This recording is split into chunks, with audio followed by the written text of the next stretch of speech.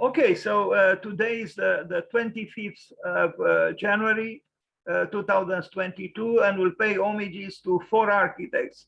Well, we were supposed to pay homage to 5 architects, but for some strange reason, I was unable to open the PowerPoint presentation that I prepared for the 5th.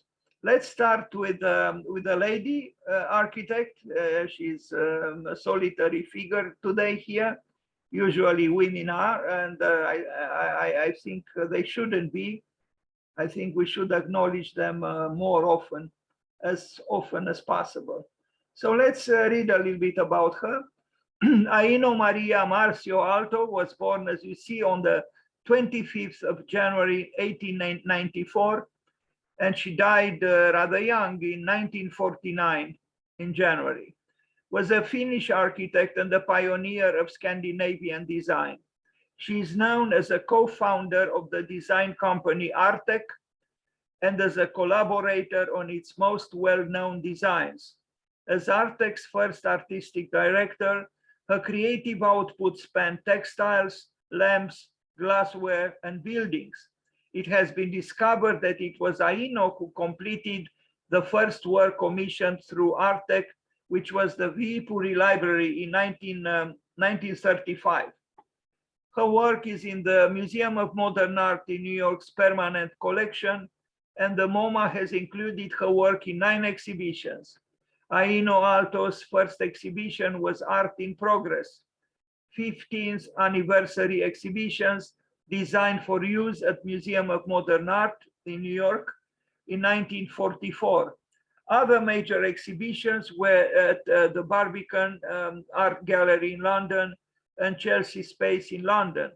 Aino Aalto has been exhibited with Pablo Picasso. Now, of course, you know, we want democracy, we want equality, but you can still feel somehow that the women in art and in any field, you know, need, you know, the encouragement, so to speak, of the vicinity to a name like, in this case, Pablo Picasso. I don't know if that was needed, actually. Aino's Aalto role in the design of the architecture attributed to Alvar Aalto has never been specifically verified. Their early built works were mostly small-scale buildings, especially summer villas designed in the style of Nordic classicism. Aino's first project that was accredited entirely to her was Villa Flora, which you are going to see, from 1926, the Aalto's holiday home in Western Finland, which expressed the efficiency of modernism and the simplicity of rural Finnish life. Villa Flora in this place, which I hesitate to pronounce, from 1926, it was extended in 1933. Aino was not completely on board with the ideologies of modernism spreading throughout Europe. Instead, she designed homes for domesticity rather than an architectural ideology. She paid attention to the comfort level of a home and used materiality and furnishings to achieve a warm and practical space that was rare in the 20th century modernism. Let's read again this short phrase. Instead, she designed homes for domesticity rather than an architectural ideology. We'll come back to this later. Here she was, yeah, you know, most of the time we only talk about the male masters, but not about the female masters. This also happened with Wang Shu, who received the Pritzker Prize just himself, not his wife, while all the works they did together. Here they are, Alvar Aalto on the right, Aino Aalto on the left, and she does look like a sensitive and you know, serious lady. Maybe it's the same picture in mirror, but it's a telling picture of this couple, and you know, it's too bad that, you know, they were married for a long time until she died, and then he married rather quickly a young architect who enter his office. Now, I found this image on the web, Women in Architecture, Aino Aalto and Elisa Aalto. Well, it's reading from right to left. Elisa Aalto is on the left, the second wife of Alvar Aalto, and Aino Aalto, the first wife, is on the right. Yeah, I think the presence, the feminine presence in the life of anyone has subtle effects, and unfortunately, the masculinist culture that we still live in very rarely takes time to acknowledge, to perceive even the, those subtle presences and interventions. Here it is another picture of her. So let's see what she did. This is a short presentation, but it's a gesture of acknowledging, her presence in art and architecture and design. And maybe if I do this next year again, I will amplify what I already started. It is known that in the design work, she concentrated more on the design of interiors, such as the Villa Mairea, but also furniture, such as the Paimio Sanatorium of 1927-1929. In 1935, the Aaltos, together with this person, the chief client for the Villa Mairea, and the other person, founded Artec, a firm selling lighting fixtures and furniture designed by the Aaltos, meaning by Alvar Aalto and Aino Aalto. Aino was the head designer of Artec and later became the managing director of the firm. Artec still produces Aalto furniture today, but now it is owned by a private company. In the early years of Artec, furniture designs and standards were created and revised by Aino, and of the hundreds of designs, only a few are by Alvar Aalto. She also oversaw commissions for interiors, lighting, screens, textiles, and other household objects. Under Aino's leadership, Artec completed more than 80 interiors. Aino was a versatile designer well before the inception of Artec.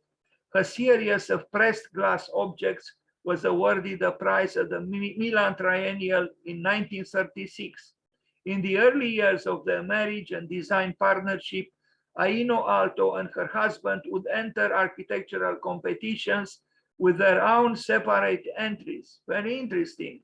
In the mid-1920s, the Aaltos became the first architects in Finland to adopt the purified functionalist style of architecture coming from Central Europe.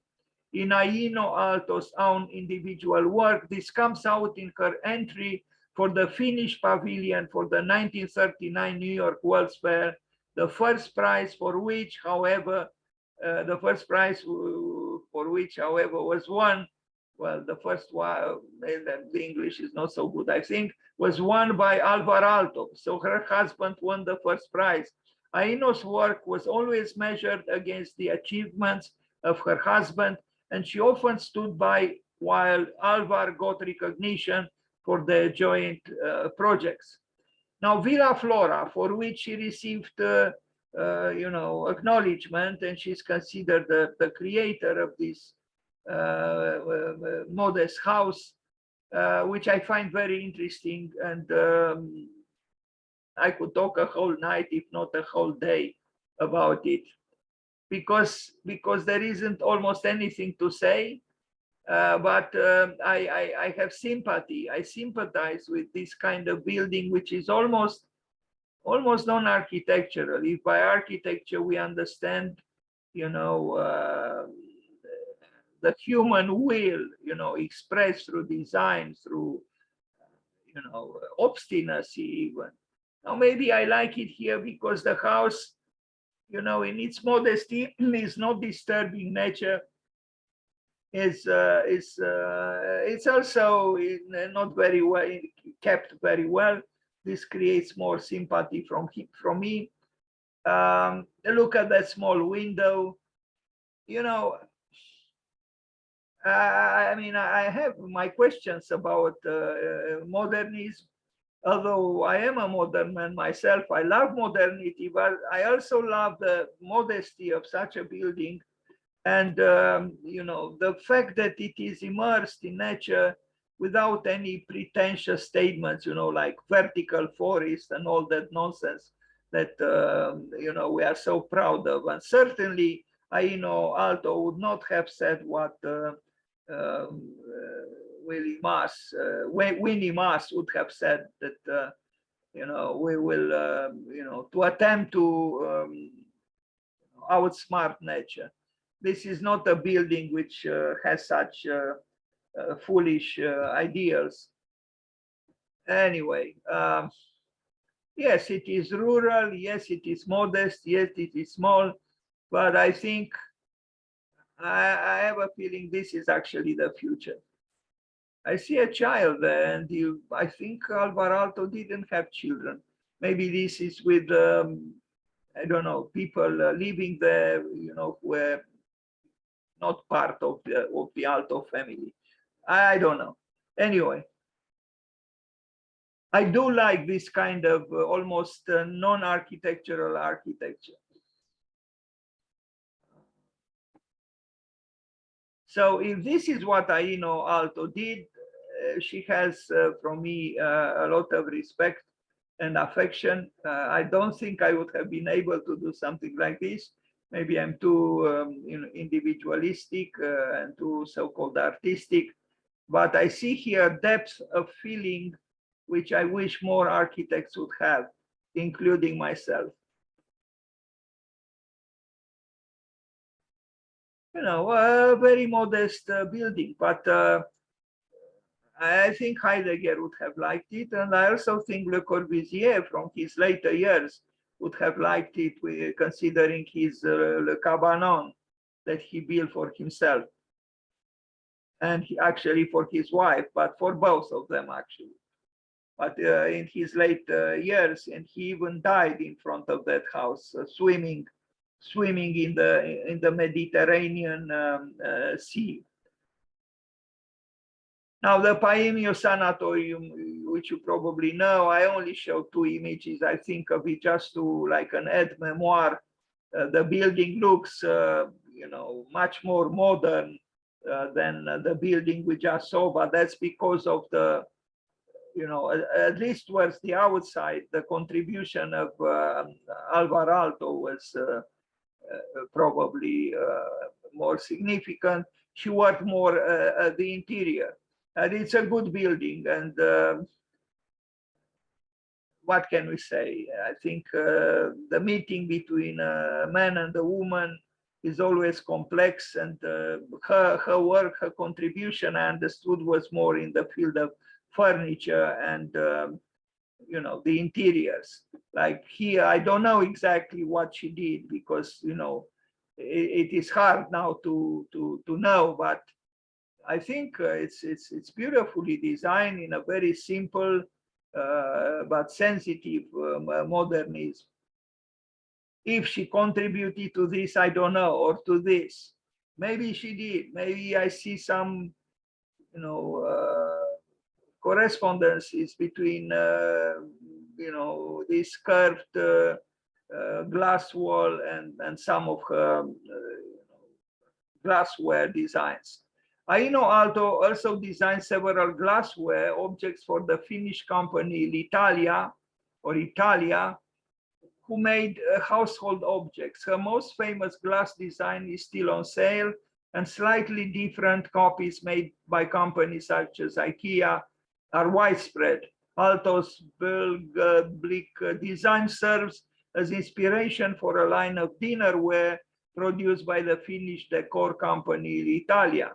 She also collaborated with her husband on the design of the celebrated Savoy vase in 1936. I don't have an image of it, or maybe I do. I don't know if it's exactly this vase. I have some pictures at the end. Aalto actively worked in the Artec office until 1949, when she died of cancer. Aino set the tone for the Artec's creative and commercial approach, which is still intact today. In 2004, an exhibition and book was arranged at the Aalto Museum in Finland, featuring the life's work of Aino Aalto. Now we look, a few pictures of the Viipuri Library from 1935, where apparently she also had a role, but what exactly that role was, I cannot tell, and I couldn't read about. But it's a famous early work by the Aalto family, the first Aalto family, that is Aino Aalto and Alvar Aalto.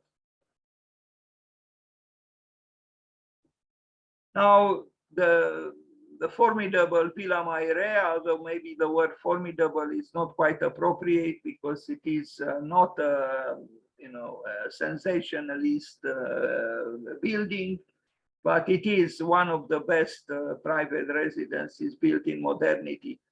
You know it. I had been there. Apparently, she worked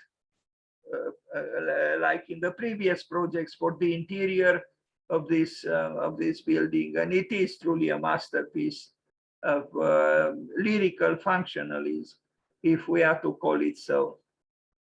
The interior is, opulent, but but also sensitive, and what can we say? It's one of the best buildings for a private residence that I know of, and I think many people would agree.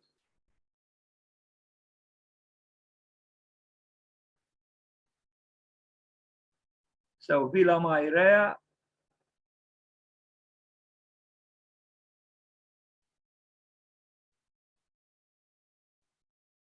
She probably contributed, if she didn't design alone, some of the furniture pieces that you see here. Anyway, we'll look at more furniture designs by her in a few minutes. There is brilliance here, and it's possible that the brilliance was the result of the collaboration between Alvar and Aino, and now furniture design. I'll show some pieces that she designed alone. I don't show the furniture that she designed together with her husband. She designed this famous stool, which still sells, and it can be bought at IKEA and other places. The chair table too. I don't know if it qualifies to be called a chair, but it could function, I guess, if you are not pressing on it too hard.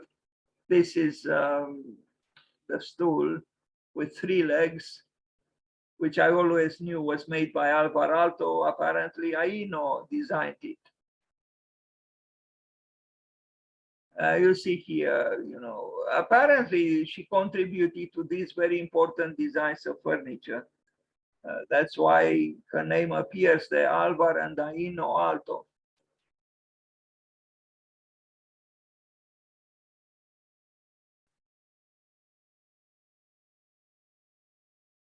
This she designed by herself. Her design is more modest. It's a different sensibility. Some would say she's not so innovative as her husband, as Alvar, but I don't know. I mean, it depends what we understand by creativity. If creativity is not just a break from the past, but also some kind of continuity, then somehow maybe it's my regressive side, or no, I hope not retrograde, but I think this more modest creativity has its value, and it seems to be more wise somehow than the audacities of more strident modernity. She also designed this.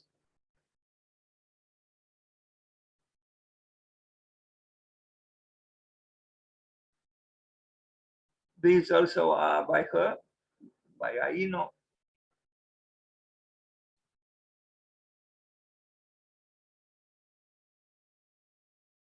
Now some glassware, and I'll end this short presentation about her on her very birthday, the 25th of January. This glass still sells. You can find it probably again at IKEA.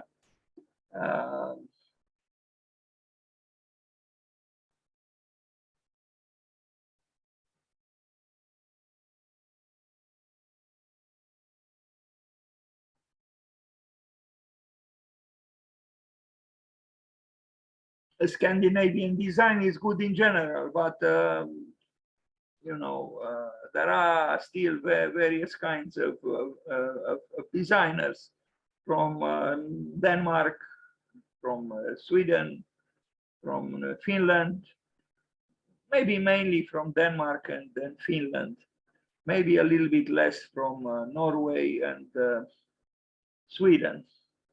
This one is rather interesting because it's so unassuming. It's almost so-called traditional, but I have a sympathy for it. You know, it's so unassuming, and maybe we need more works which are not assuming like this one. Okay, now we go to the other presentation on. But which one should I choose? Okay, I'll go to Jean Tschumi, the father of Bernard Tschumi, himself a very important architect. And while he was not born on the 25th of January, he died on the 25th of January. So, sorry, I opened again.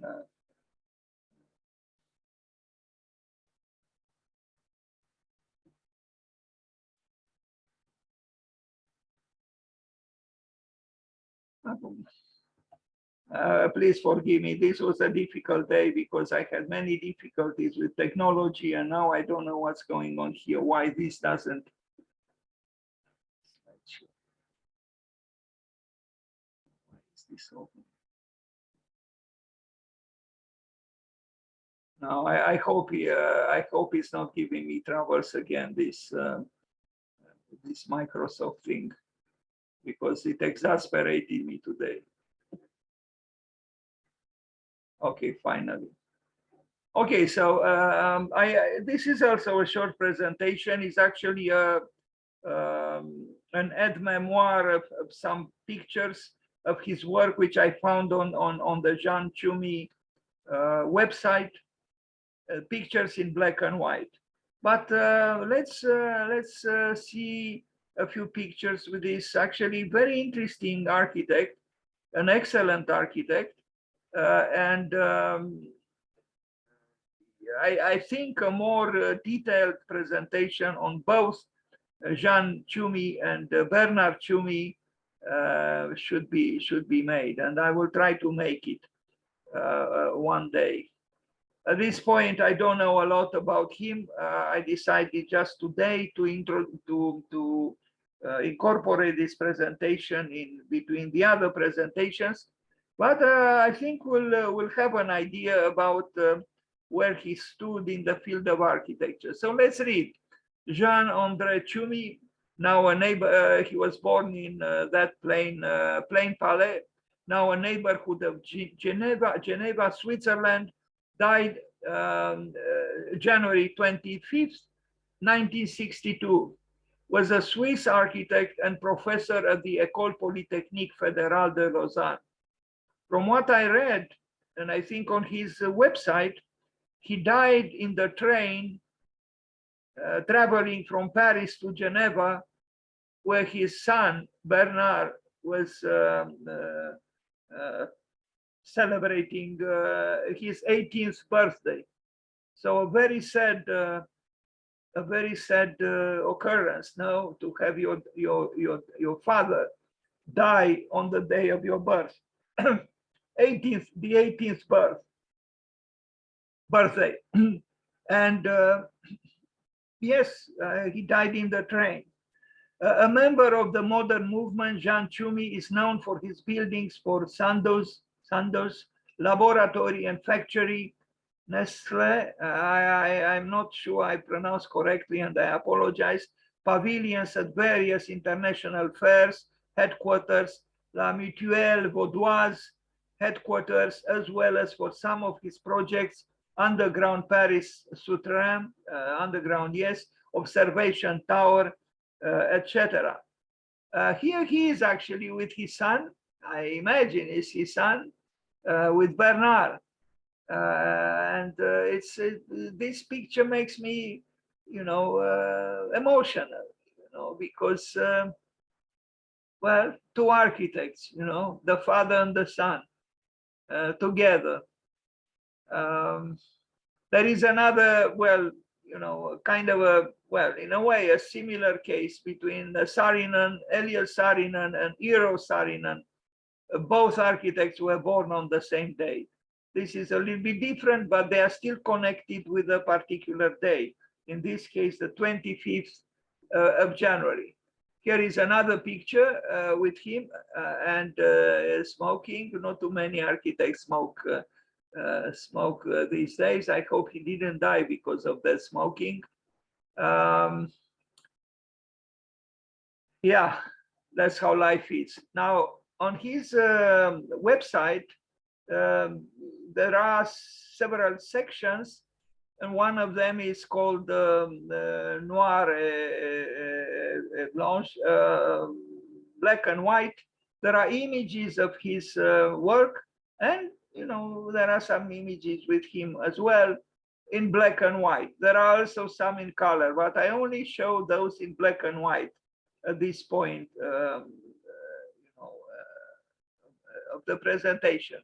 And I like very much the website because it's very easy to, although it's unconventional because it doesn't show you, the typical presentation of an architectural work, a specific building. It's more like a journey, rather relaxed, casual through, the life work of this architect through images. On one hand, black and white, on the other hand, polychromic. Polychromic is what's it called? Like with in colors. But I show now only the black and white ones. He also drew very well. This is, you see all those cars moving upwards with maybe great speed. Maybe he liked cars. But look at the elegance of this structure and the freshness. I mean, if you build something like this today, you would be considered a genius probably. Or anyway, you would be considered highly. Because it is indeed a very elegant structure, which is not morose or even predictable. It's elegant, it's functional, it's airy. It's a good work. Just evaluating the work through some pictures. Jean Tschumi was indeed an excellent, a very good architect, and the pictures are well chosen on the website. I don't spend too much time on, even describing some of the pictures because we still have a lot to see. The heavy duty presentations will be at the end with Ben van Berkel and Bernard Tschumi. And right there we have at least 400 pictures, if not 500. But these images are with the works of Bernard's father, Jean Tschumi.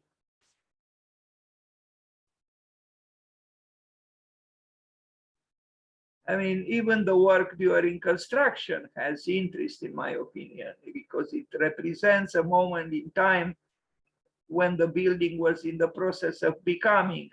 So it matters how it was, even if it was not so-called, finalized or finished.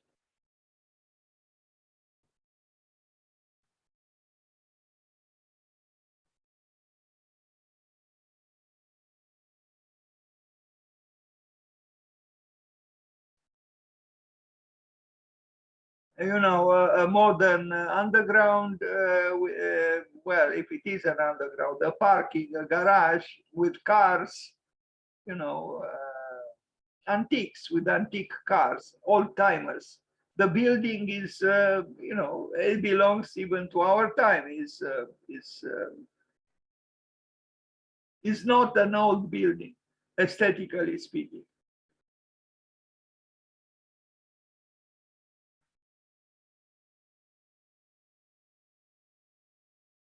He was experimenting himself, and you know, Bernard Tschumi does the same thing. You know, he's not stuck into a dogma or a specific so-called style. There is also, as you can see, a clarity of conception and a certain, you know, interest, to say the least, in technology, a creative interest. So this is Jean Tschumi, images from his work in black and white, as you can see.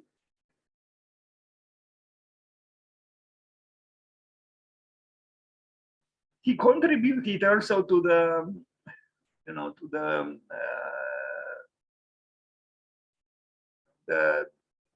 in educational terms, to the progression of the school in Zurich, and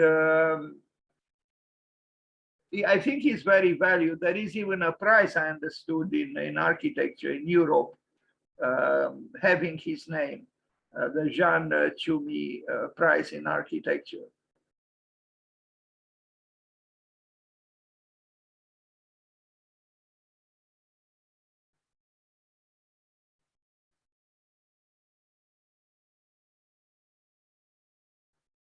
In today's issue of Arch Daily, there is an article about stairways to heaven.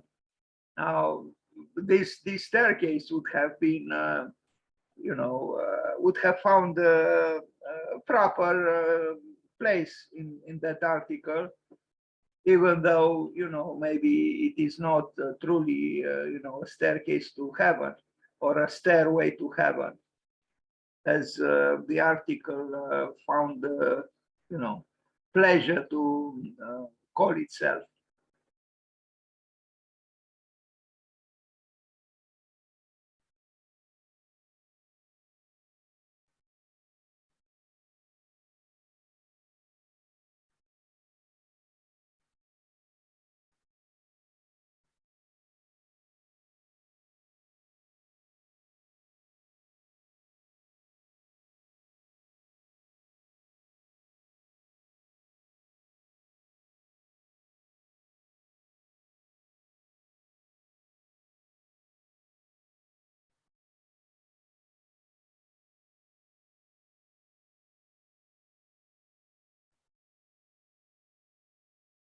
There is elegance, you know, and there is an elegance which is not mundane. Is, you know, this concrete work is exposed, but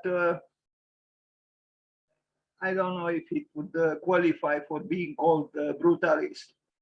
And look at this, you know, canopy is quite, you know, inviting you in, and you know, it expresses a certain exuberance.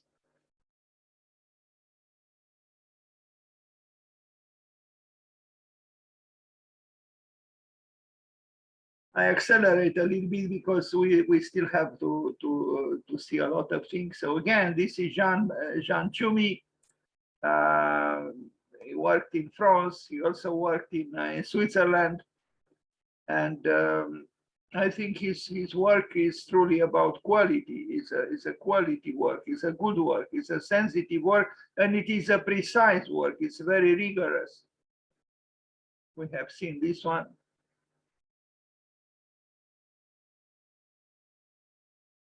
And look at the houses on the hill, and look at the building he built. You know, they belong to two different worlds, actually.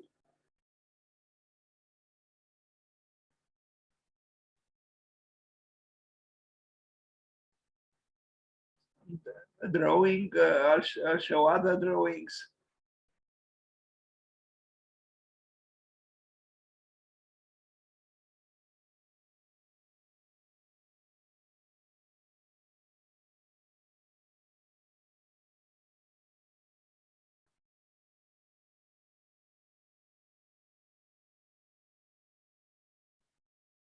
I like this sketch very much. You know, I don't know. Is it, would it be considered a rendering? It's just a suggestion of its architecture, but I think it's done very well.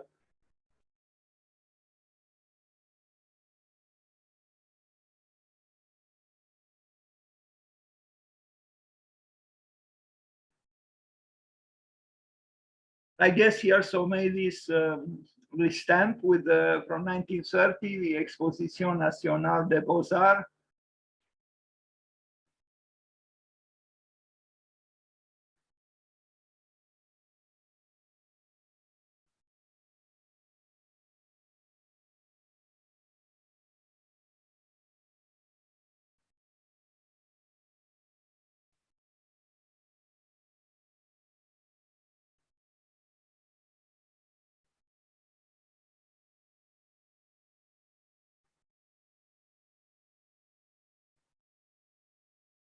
I regret we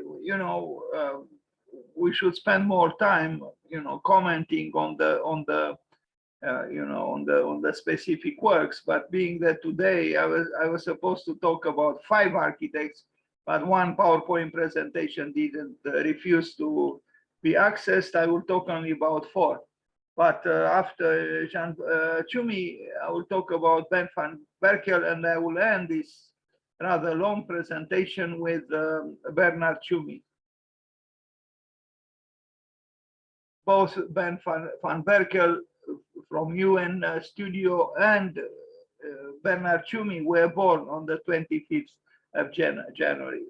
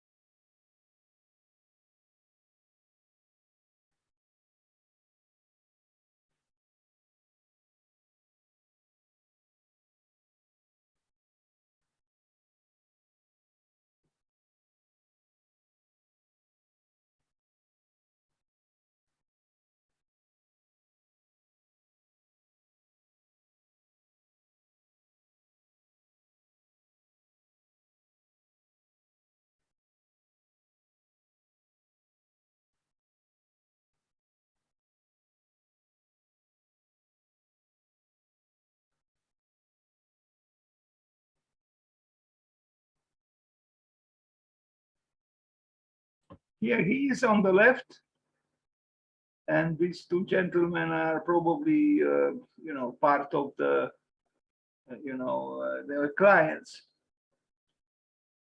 Rather happy, they seem. Anyway,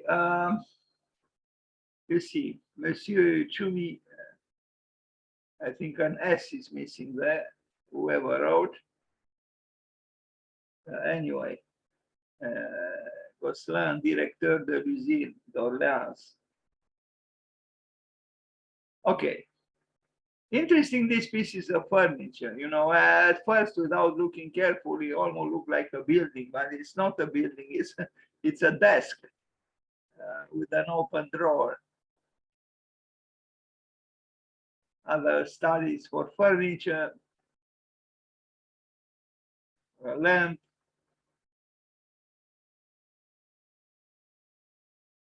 handmade drawings, of course.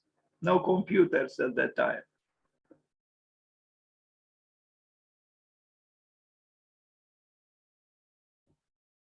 We have seen this picture, and that's it. He deserves more, and I apologize, but really today is an overwhelming day, because there are 5 architects who were born Jean Tschumi died on the 25th of January. Now I will go to Ben van Berkel, and then,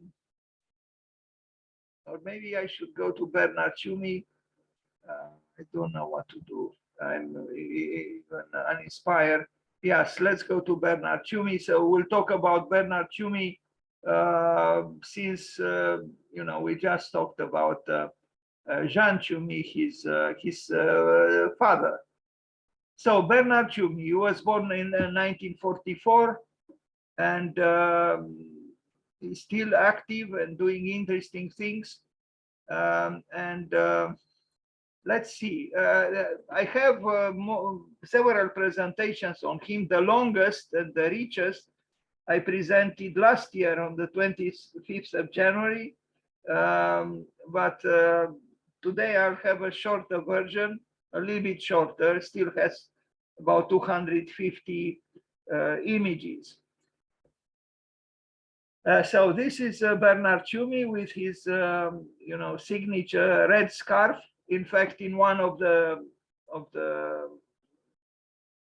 invitations, I chose to call this presentation "Red Life," Bernard Tschumi, because in a way, yes, it is about red life, meaning life lived intensely, and I think we need more red life in the world, not in the sense of exasperating the activism of today, but in terms of passion, of devotion, of ardor. Here he is at I don't know exactly where, at Carnegie Museum of Art, giving a lecture with a projection of his book, Architecture Concepts, Red is Not a Color. He published several books, important books. He was in the name of red life. You see here, architecture he wrote. This was when he was young, but I think he's still young. So that's why I hesitated to say when he was young. He's still young. Architecture is defined by the actions it witnesses as much as by the enclosure of its walls. Murder in the street differs from murder in the cathedral, in the same way as love in the street differs from the street of love, radically. And you see indeed, some action taking place there. To really appreciate architecture, you may even need to commit a murder. I guess. Anyway, life can be indeed tragic and amusing. So here we see on the right being, polemical towards Le Corbusier. The most architectural thing about this building is the state of decay in which it is. Because yes, Villa Savoie did go through some years where it was, abandoned. And in a way, it is true, it's exasperating whiteness and cleanness and smoothness and slickness. Yeah, I think he's right. The most architectural thing about this building is the state of decay in which it is. Architecture only survives where it negates the form that society expects of it, where it negates itself by transgressing the limits that history has set for it. Here is the avant-garde architect, who wants to change the world, the martyr and the hero. So again, let's read again. Architecture only survives where it negates the form that society expects of it, where it negates itself by transgressing the limits that history has set for it. We read this, the most architectural thing about this building is the state of decay in which it is. Well, the state of decay in which it was. Although there are other rebellious artists who envision bringing decay to it again. Bernard Tschumi was not the only one. Common ground architecture is not only what it looks like, but also what it does. So, we see the Guggenheim, and then we see some other building with a different function, on the left. Almost similar in terms of form, but indeed, different activities going on there. To really appreciate architecture, one must move to a God-forsaken wasteland to dwell in a pile of garbage. Dramatically put. yes, it's in a way amazing, that Bernard Tschumi ran a school like Columbia Graduate School of Architecture and Urban Planning for many years, around 15 years. You wouldn't expect a school now to hire, such a rebellious young man. He was young, he is young, and he will remain young. Now, what's going on here? Look at it this way. The game of architecture is an intricate play with rules that you may break or accept. These rules, like so many knots that cannot be untied, have the erotic significance of bondage. The more numerous and sophisticated the restraints, the greater the pleasure. Ropes and rules. The most excessive passion always involves a set of rules. Why not enjoy them? Well, easy for him to say it because he doesn't know how oppressive rules can be in some other parts of the world. The function of the advertisements, reproduced again and again, as opposed to the single architectural piece, was to trigger the desire for something beyond the page itself. When removed from the customary endorsement of commodity values, advertisements are the ultimate magazine form, even if used ironically. The logic presumes that since there are advertisements for architectural products, why not advertisements for the production and reproduction of architecture? Bernard Tschumi, Architecture Concepts. Red is not a color. And he was influenced also by film, in the same quest to intensify the activity of the buildings created by him or others.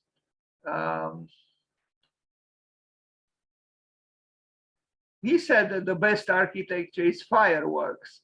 And here you'll see a page illustrating that. Now, not yet. I hope I have it here. But there is rigor, but there is also, there is rigor, but there is also rhythm. There is also music. There is also film. And there is also, the encounter with the unconventional Cedric Price on the left. Of course, on the right is Bernard Tschumi. They are probably at the AA in London, the Architectural Association, that formidable school which, had such a large number of influential architects being formed there. Now here is a group photograph with a deconstructivist at the Museum of Modern Art in New York. From left to right is Bernard Tschumi, then the partner of Wolf-Prix, who is the third, Helmut. Unfortunately, I always forget his, or hesitate to pronounce his last name. Then the kid in front is, of course, Daniel Lipskin. Then the tall man behind is Rem Koolhaas. Then, of course, Zaha Hadid. And on the right is Mark Wigley, who was the curator of the exhibition. Two architects are missing from the picture. That is Frank Gehry and Peter Eisenman. Deconstructivist architecture, and then there are on the right images of paintings of the suprematists or constructivists, maybe starting with Malevich, which influenced the movement. Parc de la Villette, sorry, those two little words are inverse, so it's Parc de la Villette in Paris. Red, because red is life, and because red is passion, and red is love, and red sometimes is violence. Yes, between love and war, sometimes the frontier is thin. Yeah, it was supposed to be the park of the 21st century. He won a competition and he built these things, red buildings, one after the other. Red stands well in contrast with the green of nature, as you know. It's a grid, and on the grid there are these red cubes, each one different from the others. that animate the whole park.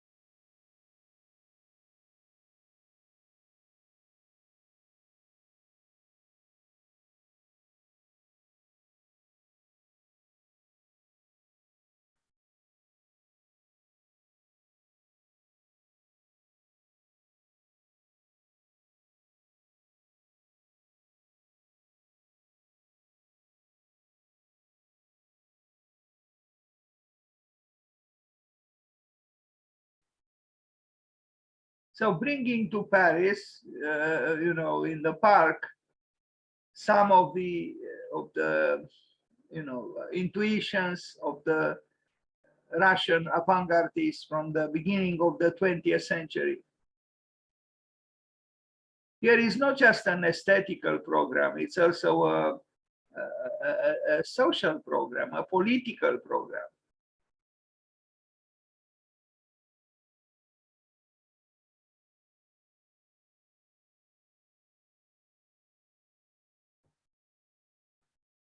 This is not a place of nostalgia. It is a place of activism. Even, I mean, it's a militant architecture.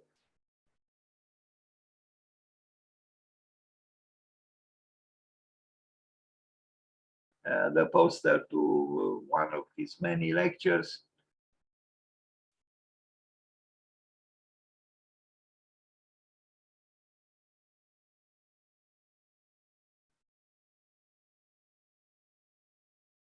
Now, the Groningen Pavilion, in Holland, in the Netherlands, is an interesting work which tries to destabilize, the viewer who otherwise would stand comfortably in front of a computer. But now there are all kinds of installations taking place in the pavilion. The highly experimental Dutch people commissioned him to continue to provoke them, and he did just that. Between architecture and instability is a relationship which should not be ignored, although traditionally architecture is not interested in instability, quite the opposite. But I think maybe we are in, or were in spoiled times. Instability is worthy of being explored, and it's a subject which interests me too, because if we are to choose between the stability of architecture and a dynamic life, what would we choose? Personally, I would choose the dynamic life. Maybe the Latins had it the wrong way, as Lebbeus would said. Art is short and life is long, although the Latin saying says the opposite. Ars longa vita brevis. What if life is long, and in order to have it long, well, it's a paradox, because if you create instability, you might think that you shorten life. It depends what you look at. I think Nietzsche was right. Live dangerously, but easy to say, difficult to do it.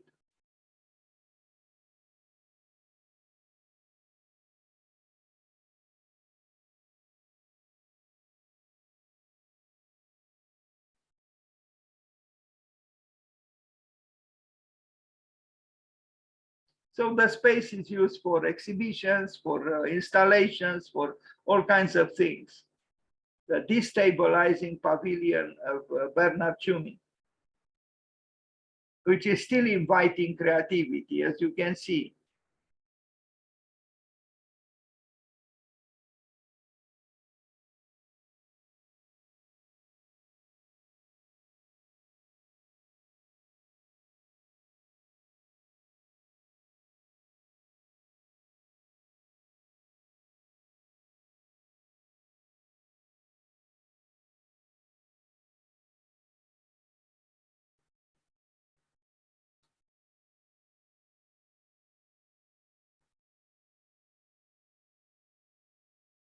In a way, this is the role of the artist, to destabilize. Although a different sensibility like the one of Aino Aalto would say something different.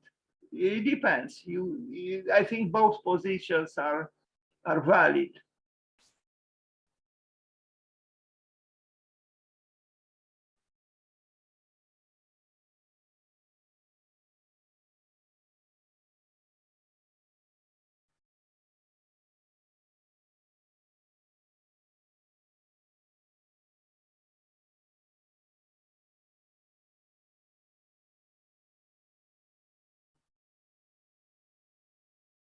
Now, the Alfred Lerner Hall at Columbia University is the student center, which itself has,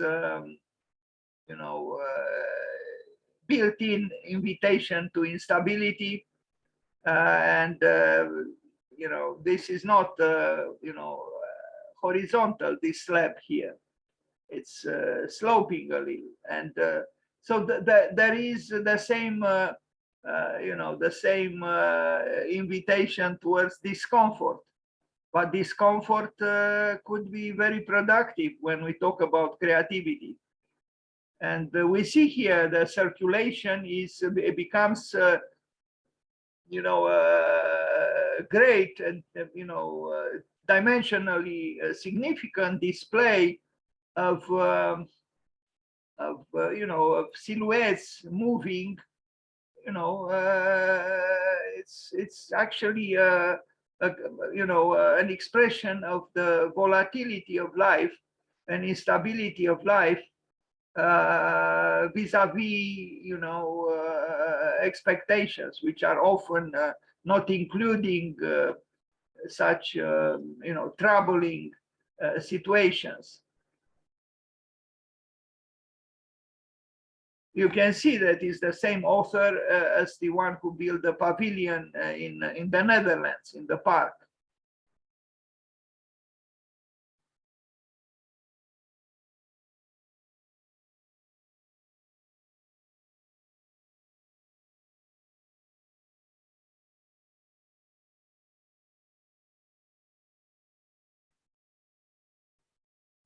He was courageous because, to bring within the, well, equally courageous with those who, ran the administration of the university, when they hire someone like so unconventional as Bernard Tschumi. He himself, designing this building in the campus of Columbia University, made a statement. And it was the statement of progressivism, instability, protest even, engagement, and so on. This building I saw, I also saw the other one because I lived in New York City for a good number of years. But this one, Le Fresnoy, the frontier between France and Belgium, I truly liked. I had the chance to be allowed to visit it alone. The building was closed, but I told some people who were inside that I came from far away to see it, and they allowed me to visit it. And it's a good building, Le Fresnoy Art Center in Tourcoing. I like particularly this part of the building, which is, the interstitial space between the roofs of the old buildings which were preserved and the roofing, and or the umbrella, as maybe he himself might call it, and we are going to see a conceptual drawing of it. So it's a Pyrenean space above the roofs, which is, I think, very engaging.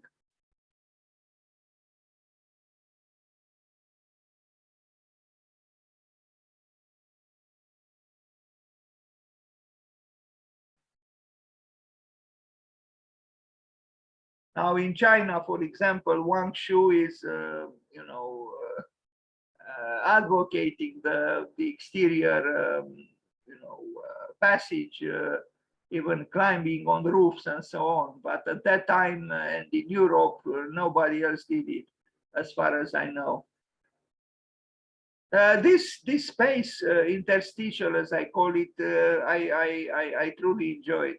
Although the people who use the building complain that the birds send their droppings through the holes of the building inside, and they have troubles to maintain it and so on.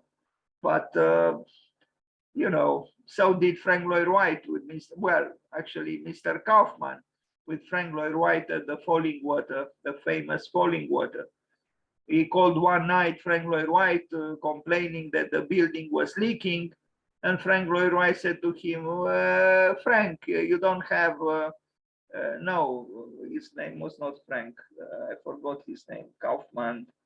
Anyway, told him, or was it Frank? But then I am a little bit confused. I'm tired. It was a difficult day today because I had problems with the technology. Anyway, he told his client, you don't have a pot, but you know, he had the nerve to confront the client in almost amusing terms.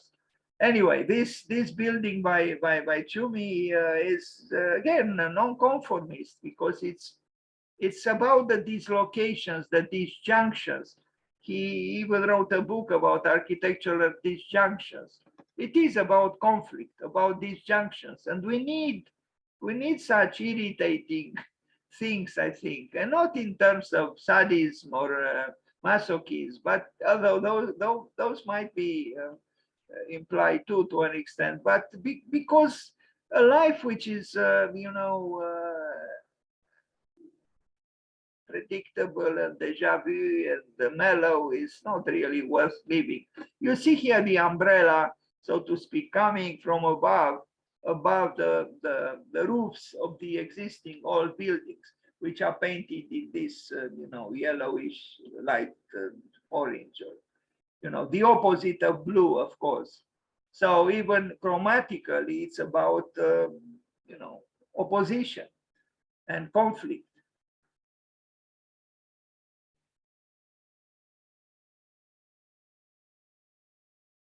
It's a media school, for the media arts in a French town at the frontier between France and Belgium. This is a book which I have with architecture in between, Tschumi Le Fresnois, longitudinal sections.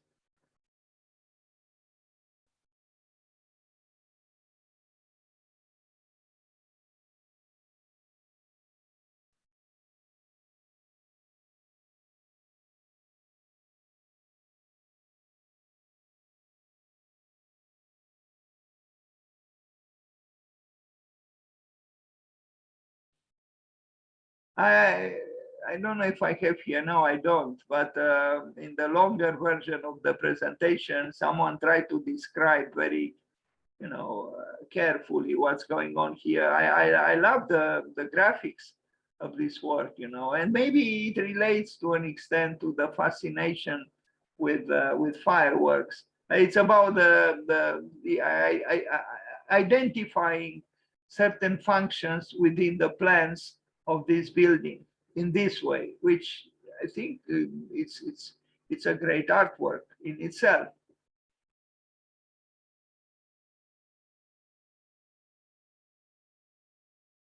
So this is the media school Le Fresnois.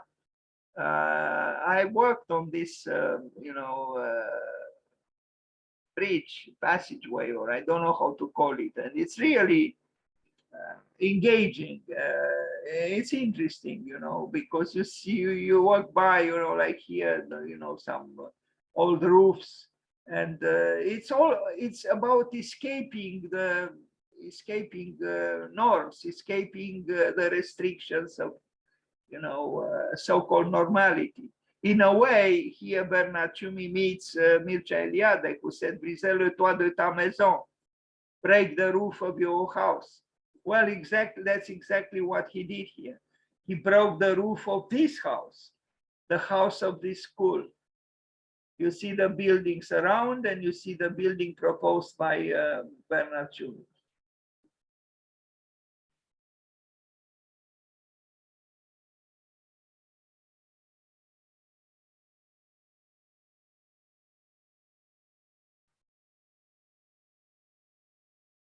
Now, the Blue Residential Tower in New York City, it's I think another interesting work. It's a fine work.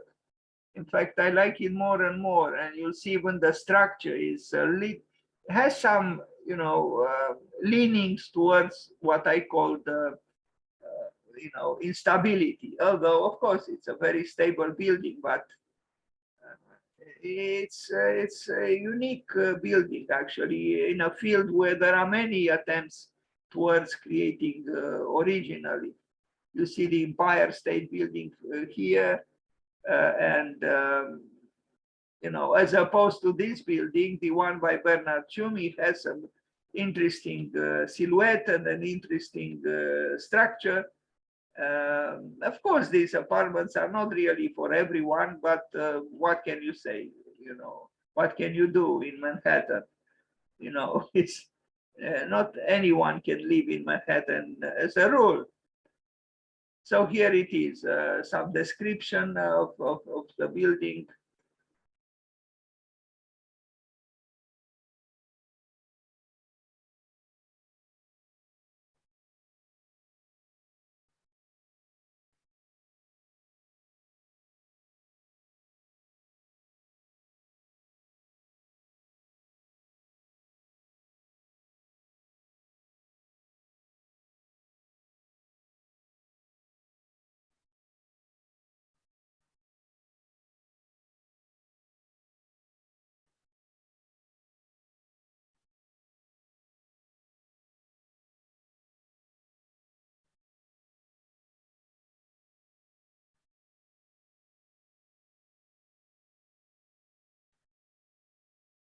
Okay, I hope you read the text.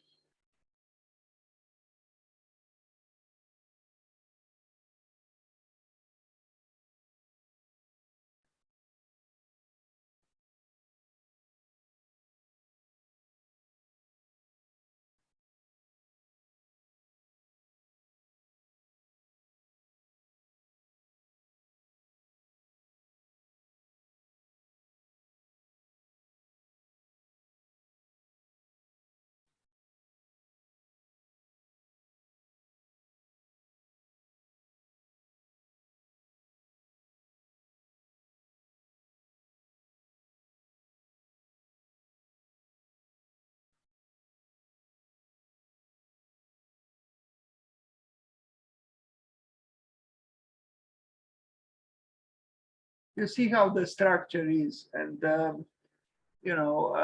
like this because it's a little bit unpredictable, maybe more than just a little bit.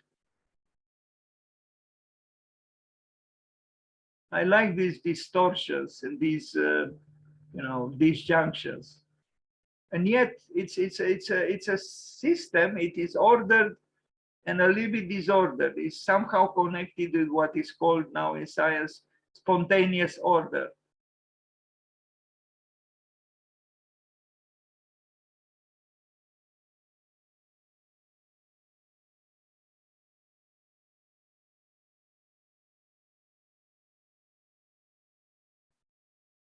Now, a concert hall in France at Limoges. He used the circle in some of his works. Here is one of them.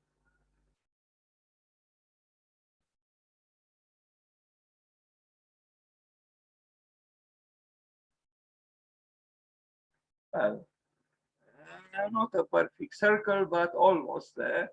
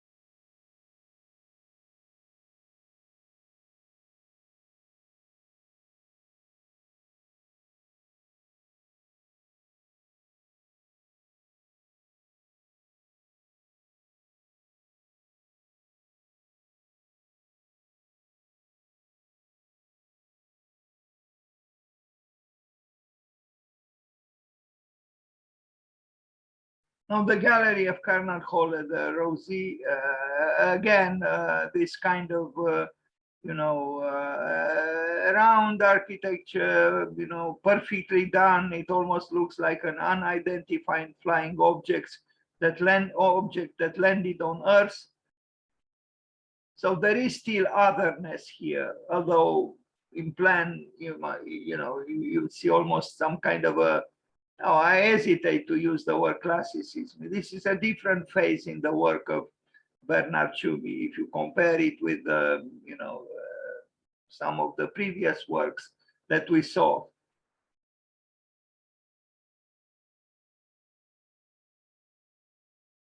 The turbulence of his early works is not so much present here.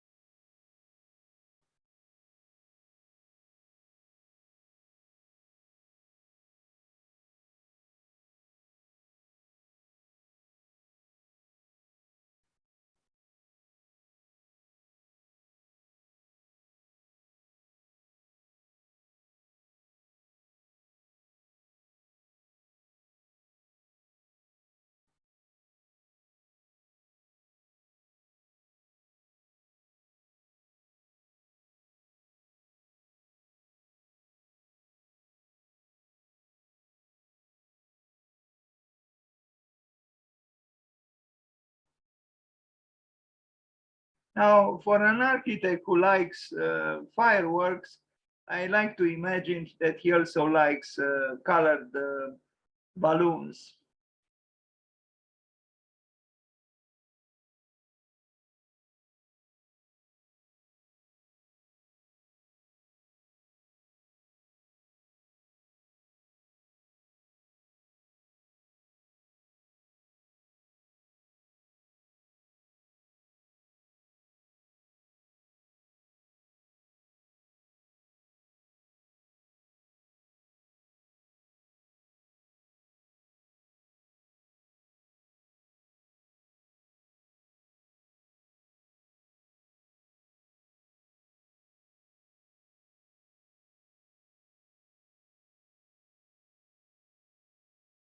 Interesting, the name. I don't know if in French means the same thing, Carnal Hall, or English. Anyway, his buildings are very clear conceptually. He said, I've heard him in a conference saying, a good building can be explained to your grandmother in 1 minute on the phone. So, if you have a clear conception about your building, it can be, yes, explainable in a very short time, on the phone or not. Now, the museum in Athens, it's a building which I visited, and the Parthenon is not too far away on the hill, and there is a contextual relationship between this,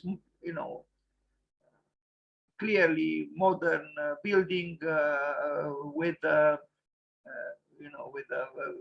having a dialogue with the Parthenon in terms of its position on the site plan. We are going to see a site plan. He won the competition for this building and he built it.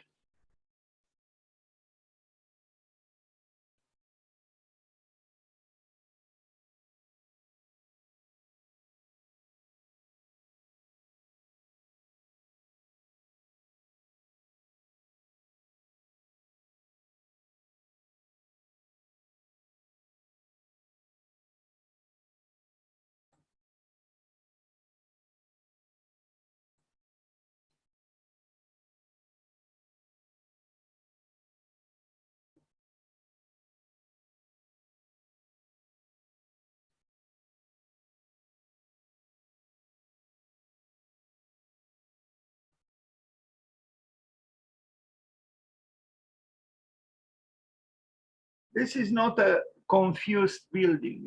His architecture, might sometimes, at least in his early works, might have attempted to create confusion, but without being confused themselves.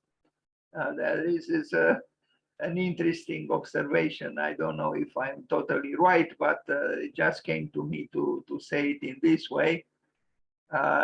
This floor is allowing for transparency towards the inferior floor, where you can see, ruins and remnants of what was on the site previously.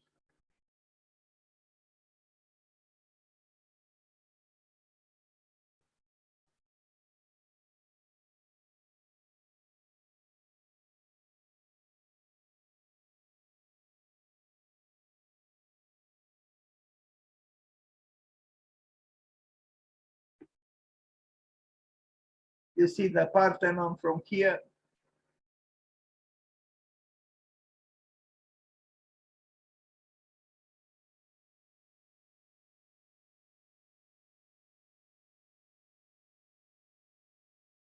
Yesterday we talked about the Emperor Adrian, who was very fond of the Greek culture, and he wanted to transform, to make Athens the European capital of culture. But the building by Bernard Tschumi stands out through its, fresh modernity, and in a way provokes, the city of Athens to reject, or if not reject, but be, rather not nostalgic.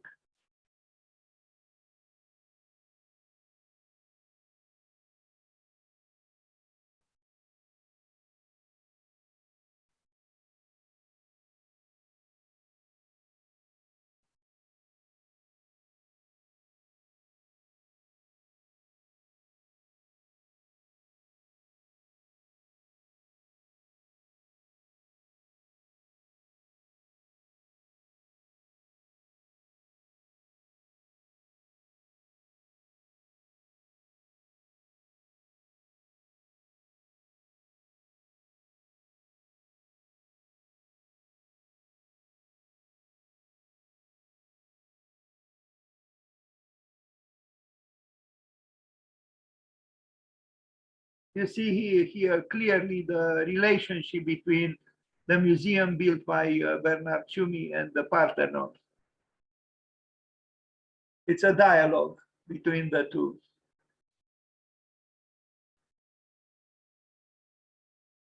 A dialogue without inferiority complexes. Nor did the building by him attempt in any way to, mimic some kind of, nostalgic or too explicit, too descriptive, relationship. It's an honest dialogue, but it's done from a position of individuality. It shows respect towards the past, but not a, not a respect towards the past which negates one's identity and time. In other words, he, acknowledged the presence of the Parthenon while also expressing his position. So it's a dialogue between the equals in a way. I hope I didn't express myself controversially, but one should not have, inferiority complexes vis-a-vis such an enduring monument, which, by the way, in the thinking of Louis Kahn, was inferior to the temple of Hera in Paestum. Kahn said that the Parthenon, I mean, he was more impressed by the Hera temple in Paestum than by the Parthenon. But of course, the Parthenon remains the Parthenon and keeps, seducing us somehow. Anyway,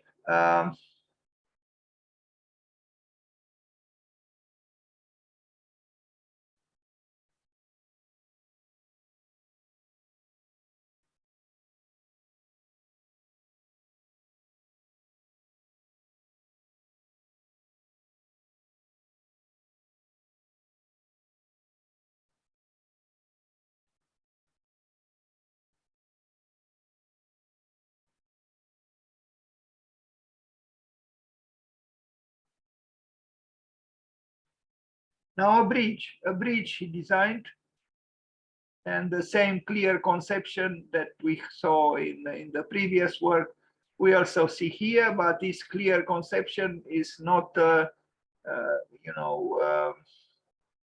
dry or, aesthetically still engaging, and the redness adds to the, to the excitement of the structure. And not to speak about the spiraling motif.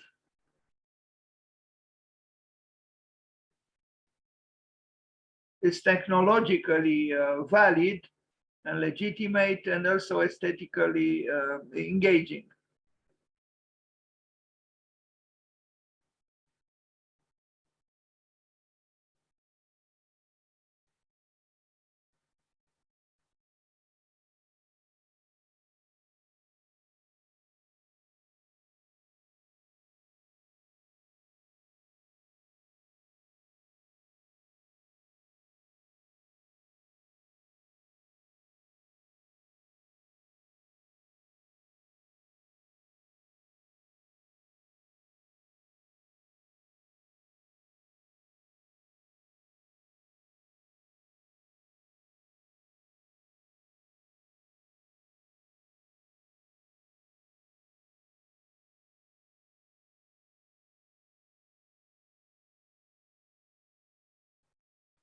Rendering.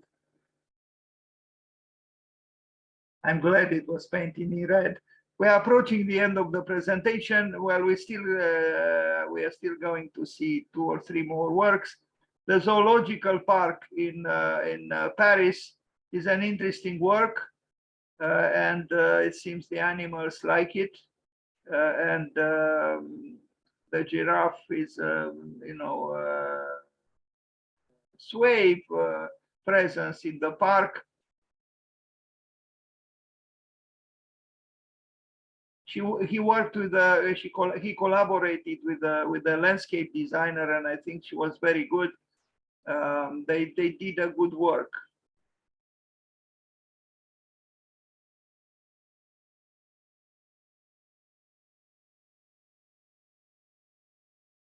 And he uses wood here, which is perhaps some kind of a pioneering,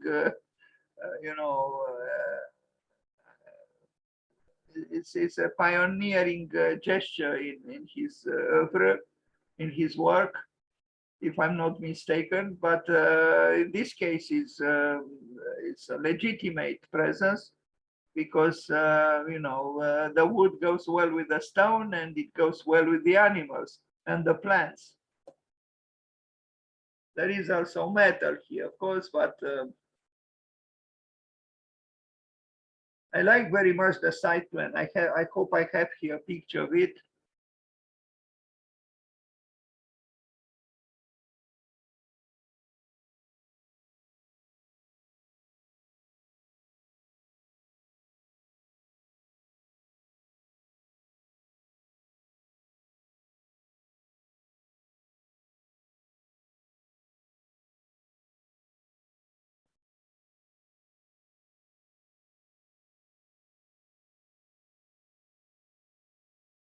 Here it is, but I saw a plan, a more interesting plan. Here, even in this image, you can see the irrationality of the system, if I am to still call it a system.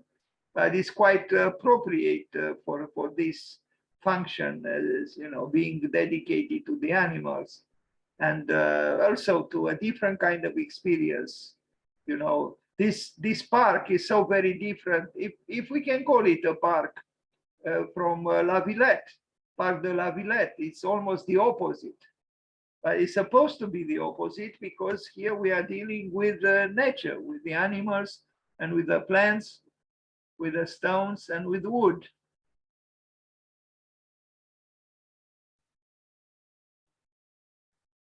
Yes, it would be interesting actually to reflect on both these parks, the zoo and the Parc de la Villette.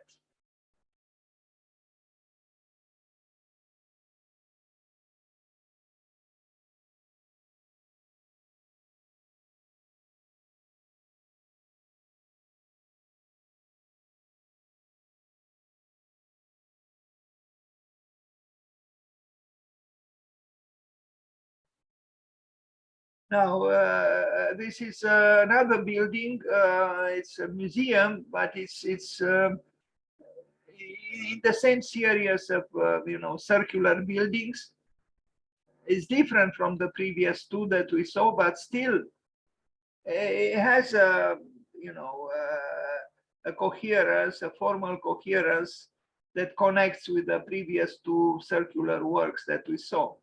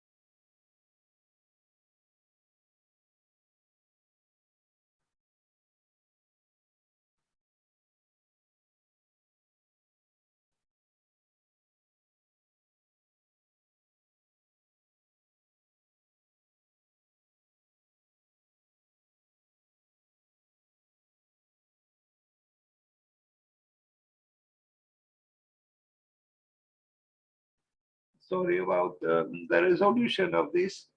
Um,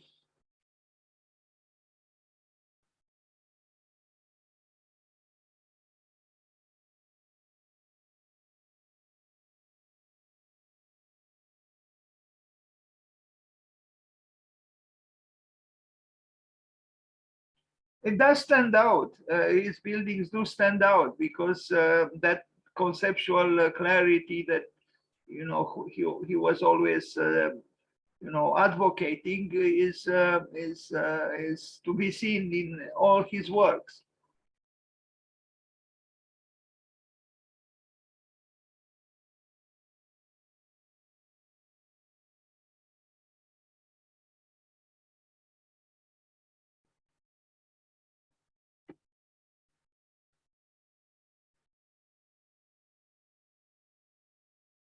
There is freedom, but there is also order. You have both.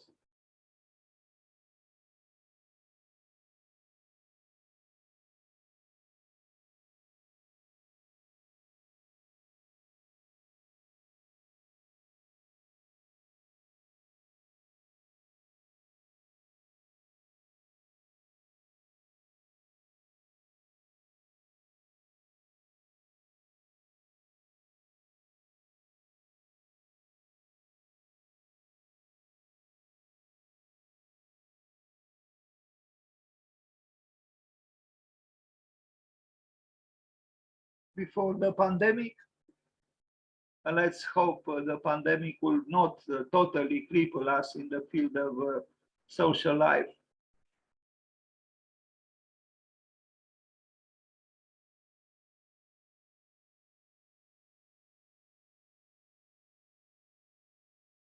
Now, this is a project that he did. It was not built for a cultural center. in Italy.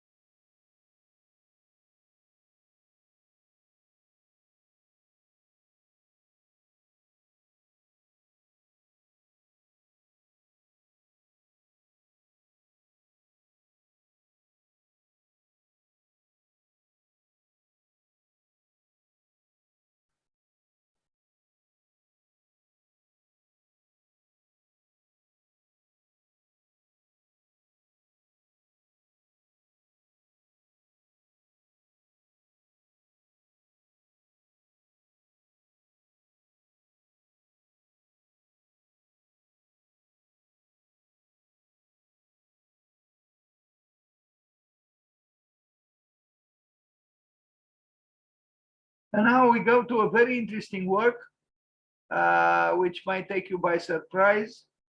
The Science Museum in China, Shanghai Science Museum in China.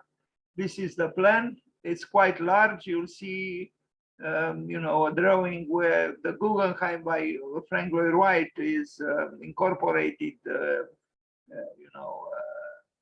in the to understand the dimensions of this museum in China. It appears to be monumental, rather static, and it took me by surprise when I first saw this work. It's some kind of almost archetypal architecture.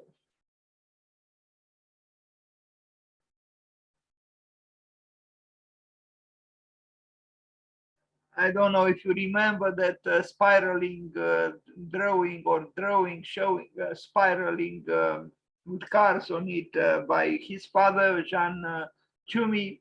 Well, here there are no cars on this spiral, there are human beings, but some of that of the spirit of that drawing seems to be found here as well, I think. I don't know if he thought of it, but I see now, some kind of a relationship between that drawing by his father and this interior by him.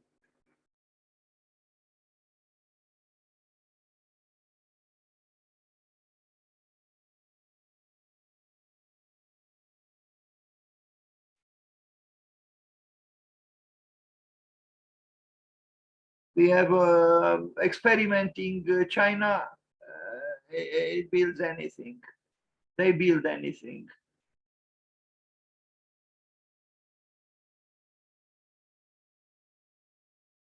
There are architects from the Western world who said that what China accepts would never be accepted in, let's say, Great Britain or who knows what other country. Here you see the section through the building with the Guggenheim Museum, so you can understand the dimensions of the building.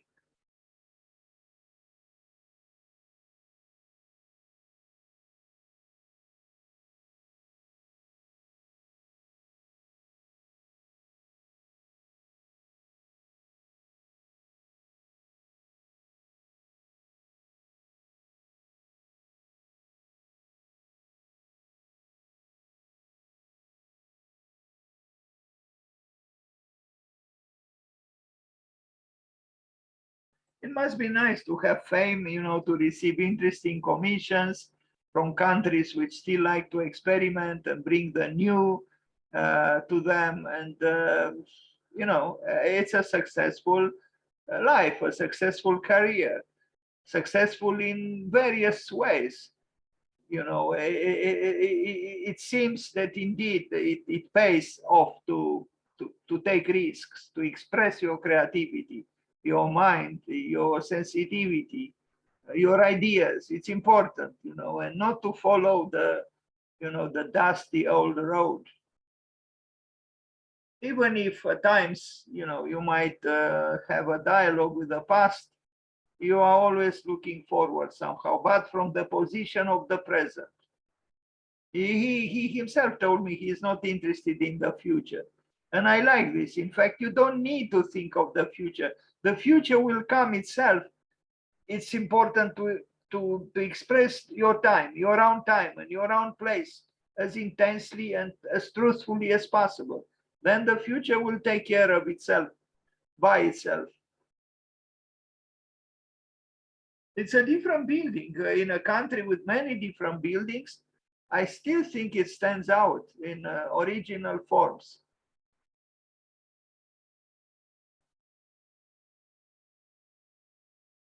Is it a bulwark of resistance? Is it a citadel?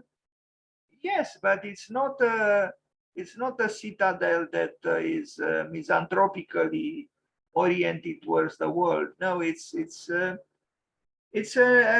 an incubator, you know, but it is also an excubator because the products of the research that takes place there or that is displayed there, being a museum of science, returns to the streets, so to speak, to the city, and thus the incubator becomes an excubator.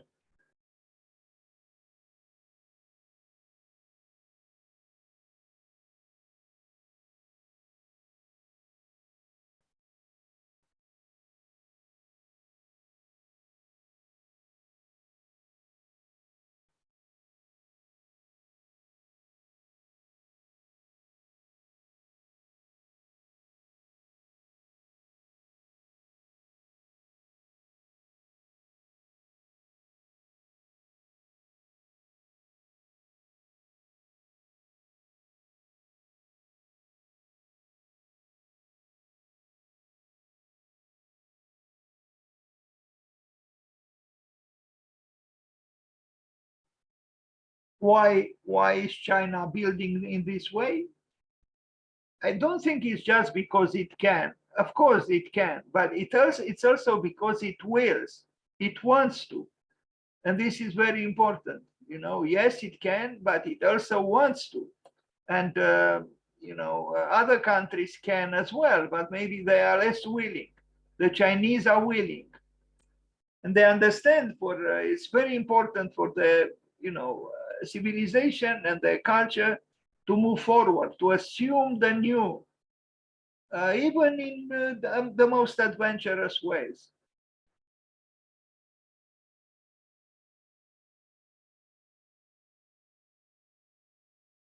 We also see here the return of the ornament, don't we?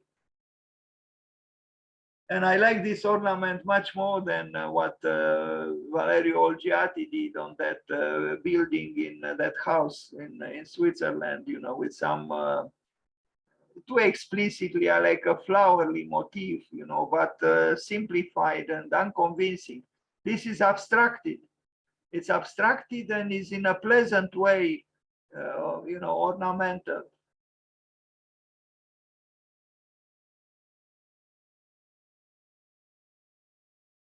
It's, the facade is in a way kind of a pointillist facade, in the way the painters of the 19th century, the pointillists worked in their own field. Here we see, yes, this, impressionism, but techno-impressionism that is the in a way the trademark of this facade.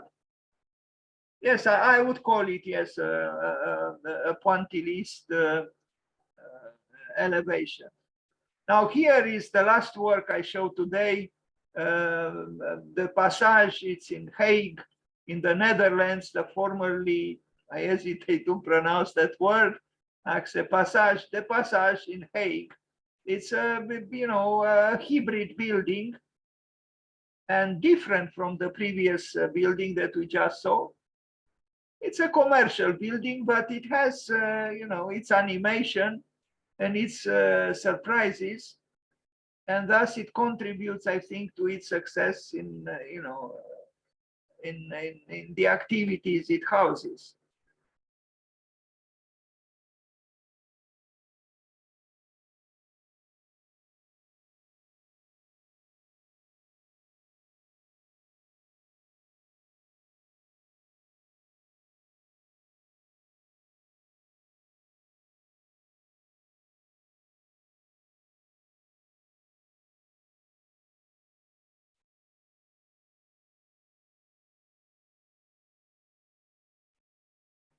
Okay, that's it. So let's wish Bernard Tschumi happy birthday. Today he is 78 years old. And I think I will stop this presentation here now. I will present the other two architects tomorrow. This is just too much to make 5 presentations in one day. So please forgive me. So let's wish happy birthday to Bernard Tschumi and Aino Aalto, and salute also Jean Tschumi on this day of the 25th of January 2022. Thank you.